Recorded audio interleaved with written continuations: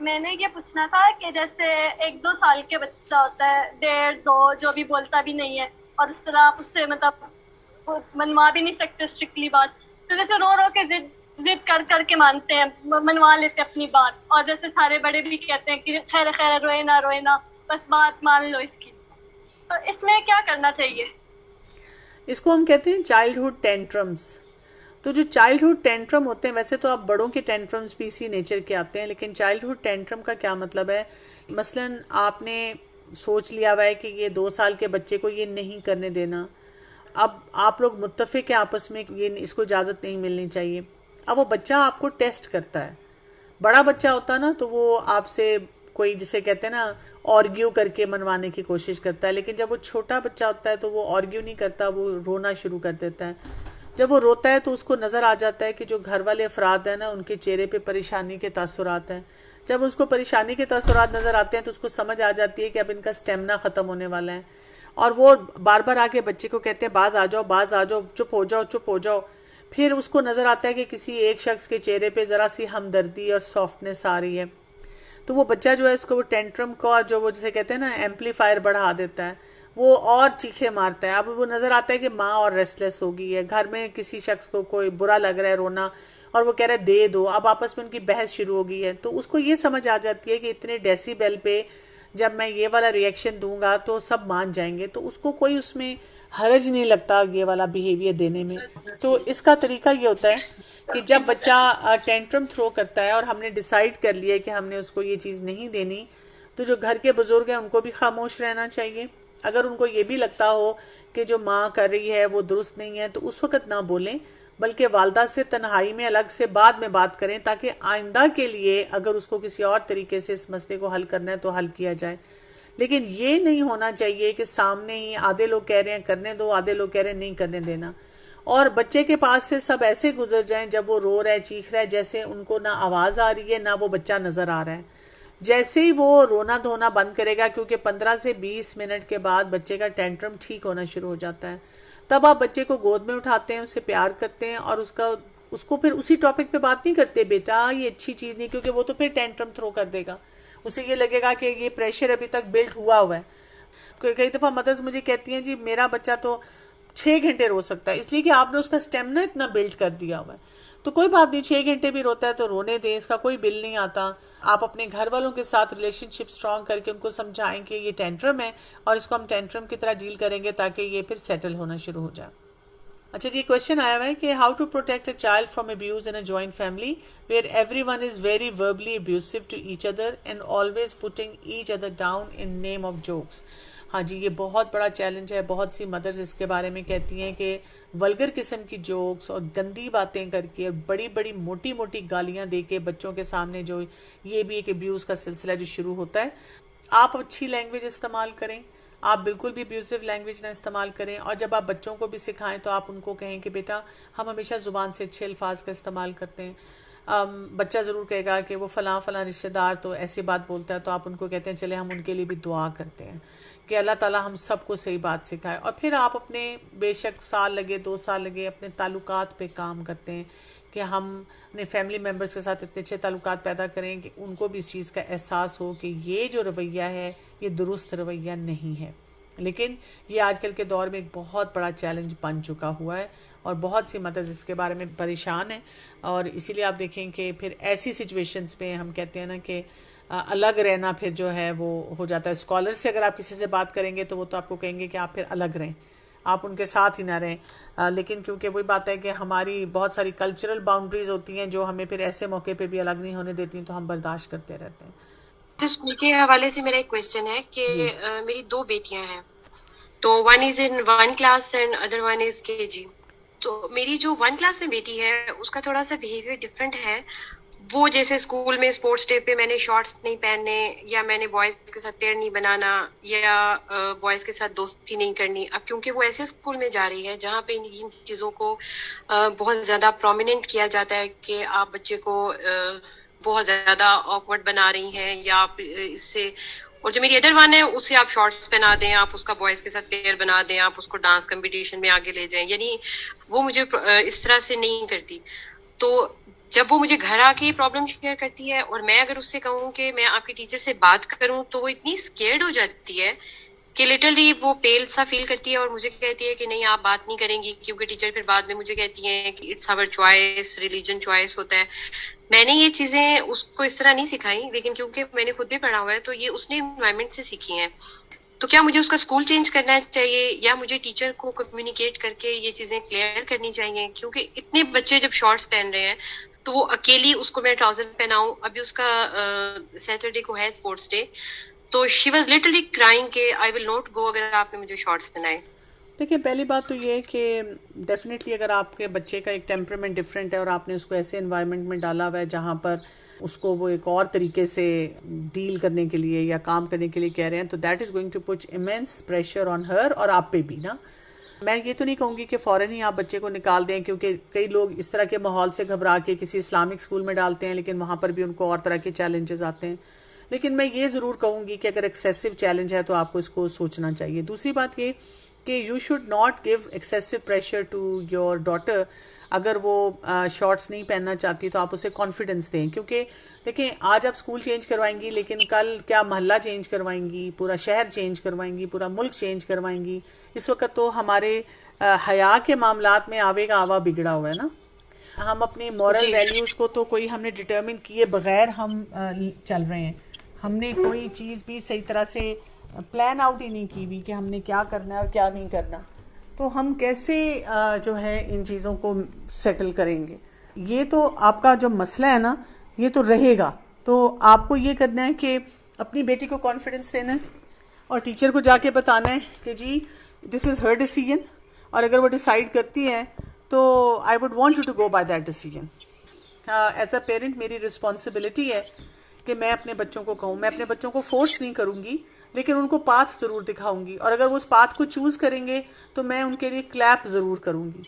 मैं उस रास्ते पे उनको इनकरेज करूँगी, और अगर वो गलत चॉइस करेंगे तो मैं खुशी का इजहार नहीं करूँगी। एज अ पेरेंट ये मेरी रिस्पॉन्सिबिलिटी है।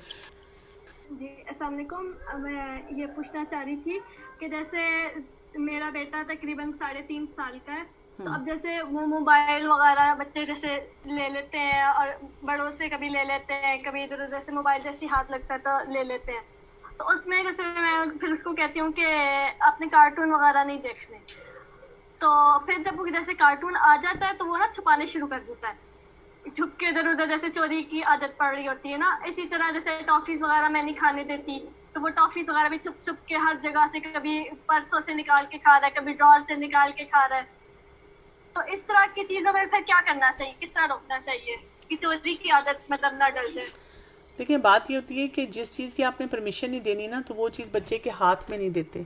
अगर आप चाहते हैं कि वो कैंडीज़ ना खाए, तो फिर आपके घर में इधर उधर ड्रॉर्स में कैंडीज़ पड़ी क्यों होती हैं ना। इसी तरह से अगर आपने फैसला कर लिया है कि उसको मोबाइल नहीं देना, तो फिर मोबाइल वो ले कैसे लेता है ना। यानी मैं आपको एक बात बताऊं कि मेरा मोबाइल पड़ा होता है। अब मेरे बच्चे तो बड़े हो गए, लेकिन मेरी अब पोती हैं, तो अगर वो आके मेरा फ़ोन उठाने की भी कोशिश करें तो मैं फ़ौरन उनके हाथ से पकड़ती हूँ, मुस्कुराती हूँ और अपने पर्स में डाल देती हूँ या अपनी ड्रॉर में डाल देती हूँ, तो दैट्स इट। अगर वो किसी और का भी फ़ोन लेते हैं तो मैं इसी तरह मुस्कुराती हूँ और उनके हाथ से लेकर कुछ और काम में उनको बिज़ी कर देती हूँ। ये तो आपका देखिए ना लूज स्ट्रक्चर है कि आप दे भी रहे हैं, फिर आप वो फितना हाथ में दे के एक्सपेक्ट करें कि बच्चा 4 साल का बेस्ट पॉसिबल डिसीजन ले। यानी मैं ये सोच रही हूँ कि अगर माँ बाप और बाकी बुजुर्ग जो हैं वो बेस्ट पॉसिबल डिसीजन ही ले सके, वो अपने फ़ोन को नहीं बचा सके, वो इंश्योर नहीं कर सके कि कैंडीज़ या तो घर में नहीं आएंगी, अगर आएंगी तो फिर वो ऐसी जगह होंगी कि बच्चे तक ना पहुँचें, तो फिर ज़ाहिर है बच्चा तो उस फितने में पड़ेगा और आप उसको इतनी सख्ती करेंगे तो वो झूठ बोलेगा ना। और क्या करे, उसको पता है अगर मैं झूठ नहीं बोलूँगा तो मुझे डांट पड़ेगी, मुझे मार भी पड़ सकती है, मुझे बातें भी सुनाई जाएंगी। अब उसका भी दिल चाह रहा है बहुत से काम करने को। एज अप्रोप्रिएट बिहेवियर तो यही होगा ना, उसका दिल चाहता है मैं कुछ चीज़ों को देखूं, एंजॉय करूं, तो फिर वो ये काम तो करेगा ही ना। एक और जी रिटर्न क्वेश्चन आया हुआ है, वो कह रही है कि माँ बच्चे से ऐसी दोस्ती कैसे पैदा करे कि बच्चा अपना हर राज माँ से शेयर कर सके। अच्छा, मैं जो हूँ पर्सनली माँ बाप और बच्चों की दोस्ती के हक में नहीं हूँ। माँ बाप को ना बच्चों से दोस्ती नहीं करनी। जो माँ बाप मुझे ये बताते हैं ना हम बच्चों के फ्रेंड्स हैं, तो मुझे अक्सर वहाँ से ख़तरे की बू आती है, क्योंकि वो फिर बच्चों के लिए कैसे फैसला करेंगे। मसलन आप देखें ना, आप इस तरह से मुवाजना करें कि अगर मेरा फ्रेंड कोई गलत काम कर रहा है, मैं परेशान रहूँगी, लेकिन मैं झिझकते झिझकते थोड़ी सी बात उसे बताऊँगी।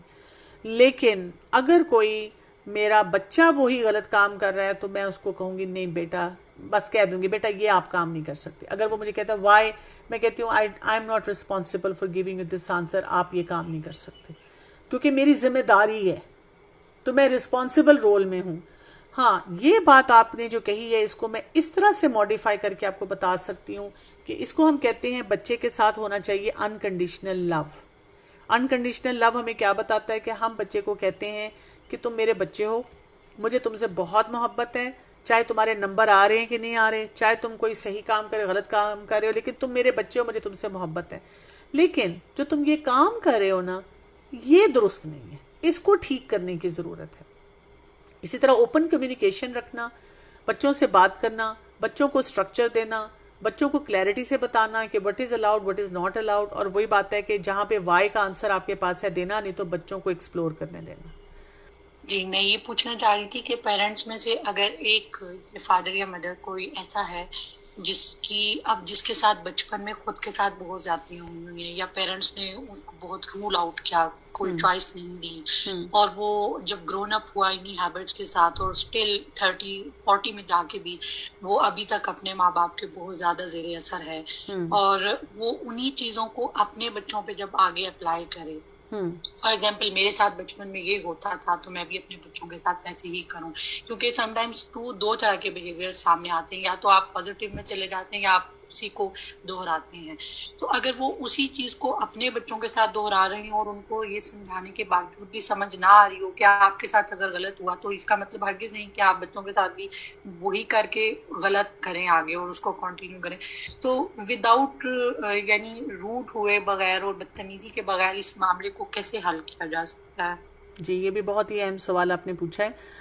पहली बात तो ये कि ज़्यादातर लोग उसी बिहेवियर को रिपीट करते हैं जैसे उनके साथ बचपन में हुआ होता है। इसीलिए इस वक्त जितने भी पेरेंटिंग एक्सपर्ट्स हैं उनका बहुत बड़ा कंसर्न ये है कि माँ बाप के बिहेवियर को ठीक किया जाए, क्योंकि वो जो अगली नस्ल आएगी ना आपको, इसके बाद वो भी इन्हीं मसाइल में घिरी हुई होगी। बात ये होती है कि मारपीट या सख्ती का रवैया, इसका मतलब ये कि वालिदैन को प्रॉब्लम सॉल्विंग नहीं आती, मसाइल को हल करने का सही तरीका नहीं आता। तो अब अगर आपको एहसास हो गया है कि जी जो वो तरीके थे वो दुरुस्त नहीं थे, मुझे तरीके कुछ बदलने हैं, तो स्काई इज़ द लिमिट। आपको किताबें मिल जाएंगी, आपको एक्सपर्ट्स मिल जाएंगे, आपको गूगल करें आपको आर्टिकल्स मिल जाएंगे। जो मसले मसाइल, वो कॉमन मसले मसाइल होते हैं जो घूम घूम के हमारी ज़िंदगी में बार बार आ रहे होते हैं। तो आपने ये करना है कि आप डेली बैठ जाएं और एक मसला सोचें कि अच्छा पूरे इस वीक में बार बार कौन सा मसला आ रहा है, और फिर सोचें कि मैं इसको कैसे हल कर रही हूँ, और किसी एक्सपर्ट का कोई लेक्चर सुन लें या कोई आर्टिकल पढ़ लें जिसमें सोल्यूशन दिए होंगे कि इसको कैसे आपने ठीक करना है। और फिर सोचें कि मेरे अंदर क्या वो स्किल्स हैं जिनसे मैं ये वाला काम कर सकती हूँ। अगर स्किल्स हैं तो अल्हम्दुलिल्लाह मैं इसको प्रैक्टिस करती हूँ, और अगर स्किल्स नहीं है मेरे अंदर तो मैं फिर क्या करूँ कि ये स्किल्स सीख लेती हूँ किसी एक्सपर्ट के पास जाके। तो इस तरह से आप अपने आप को अपनी ग्रोथ की तरफ जाते हैं, और ये बड़ा मज़े का प्रोसेस है। जैसे अक्सर मदर्स जब मुझे कहती हैं कि तो बहुत लंबा काम है, हम थक गए हैं, तो मैं कहती हूँ कि पेरेंटिंग करते आप कभी नहीं थकें, आपकी इतनी लर्निंग हो रही होती है। आप देखें ना, हर बच्चे का टेम्परामेंट फ़र्क है, एज ग्रुप फ़र्क है, और चैलेंजेस फ़र्क हैं। तो हर एज में आपकी एक बड़ी डिफरेंट लेवल पे ग्रोथ होती रहती है। नहीं तो हम खुद स्टेगनेट हो जाएं, हम ज़्यादा बीमार होना शुरू हो जाएं, हमसे काम ना किए जाएं। तो अल्लाह ताला की रहमत है कि अल्लाह ताला हमें जगाए रखता है, अपने साथ भी कनेक्टेड रखता है, और वही बात है कि मसले मसाइल जो हैं उनको भी हम हल करने की फिर कोशिश करते हैं। Is it a good idea to send children out with grandparents or chachas if they really insist, knowing that they don't tend to child needs even when at home? देखिए, उसमें दो तीन बातें होती हैं। कई दफ़ा हमने जो नीड अपने ऊपर हावी की हुई है वो इतनी बड़ी नीड होती नहीं, उसके बगैर भी गुजारा हो सकता है। मैं ये भी नहीं कहूँगी कि ग्रैंड पेरेंट्स को आप डिप्राइव करें, लेकिन मैं ये भी कहूँगी कि अगर कोई ऐसा ख़तरे की बात है तो ज़ाहिर है फिर आप अपने हस्बैंड से या जैसे स्पाउसेस आपस में डिस्कस कर लें, ज़रूरी है नहीं है। कई दफ़ा आप देखिए, मैं देखती हूँ माएँ खुद बच्चों को आइसक्रीम खिला देती हैं या और चीज़ दे देती हैं, और फिर कहती हैं क्या करूँ, आज इसने तंग इतना किया हुआ था इसलिए मैंने ले दिया। लेकिन अगर वही काम ग्रैंड पेरेंट्स या ससुराल वाले करें तो उस पर उनका मूड ख़राब हो जाता है कि जी इन्होंने ये काम क्यों किया। तो थोड़ी सी पेशेंस भी होनी चाहिए कि हम देखें तो सही कि भाई हम उनको उनकी मोहब्बत से और उनके रिश्तों से काटने वाले ना बन जाएं। लेकिन वही बात है कि अगर कोई मसला है तो फिर उसको हिकमत के साथ हल किया जाए। एक सवाल आ रहा है, हस्बैंड के हवाले से बताएं, if he follow his mothers blindly even in wrong parenting and mother is a relative we can't compete. जी, आपको कम्पीट करना भी नहीं चाहिए। आपको ये है कि हस्बैंड से अच्छे ताल्लुकात पैदा करने चाहिए। जितने ताल्लुकात अच्छे होंगे उतना ज़्यादा जो है आप अपनी बात को क्लैरिटी से बयान कर सकेंगी। ये जो रिलेशनशिप्स होते हैं ना हमारे, ये विन विन होते हैं। विन विन का मतलब ये होता है कुछ बात मेरी मानी जाएगी, कुछ बात उनकी मानी जाएगी। लेकिन हमारा मसला ये होता है कि जो बात हमारी मानी जा रही होती है वो हमें नज़र ही नहीं आती, और जो बात उनकी मानी जा रही होती है वो हमें लगता है बड़े बड़े बिल बोर्ड पे लिखी हुई है, और इसीलिए फिर हम उनमें उलझते रहते हैं। तो थोड़ा सा अपनी बात को भी हाईलाइट करके देख लिया करें कि मेरी मानी जा रही है, और अगर मेरी नहीं मानी जा रही और उसमें कोई चैलेंज आ रहा है तो फिर मैं थोड़ा सा हिकमत का तरीका सीखूँ कि कैसे उस चीज़ से निकालना है। क्योंकि अगर कोई चीज़ बाय प्रिंसिपल दुरुस्त है तो फिर हमें उस पर बहस नहीं करनी चाहिए, हमें उस पर आर्ग्यू नहीं करना चाहिए। लेकिन अगर कोई चीज़ बाय प्रिंसिपल दुरुस्त नहीं है, कोई नुकसानदेह है, तो हमें फिर तरीके स्मार्ट आने चाहिए कि हम उससे कैसे डील कर सकते हैं, क्योंकि ये इंडिविजुअल्स पे डिपेंड करेगा। और कोई बात है कि आपके तरीके आप क्या इख्तियार करते हैं, किस तरह से उससे डील करते हैं। जज़ाकमुल्लाह खैरन कसीरन। डॉक्टर साहब आपने बहुत अच्छे तरीके से दी के टॉपिक पर गुफ्तगू की और हमारी रहनुमाई फरमाई। अल्लाह ताला आपको इसका बेहतरीन अजर अता फरमाए। सुब्हानल्लाहि व बिहम्दिही सुब्हानकल्लाहुम्मा व बिहम्दिका नशहदु ला इलाहा इल्ला अंता नस्तगफिरुका व नतूबु इलैक। अस्सलामु अलैकुम व रहमतुल्लाहि व बरकातुहू।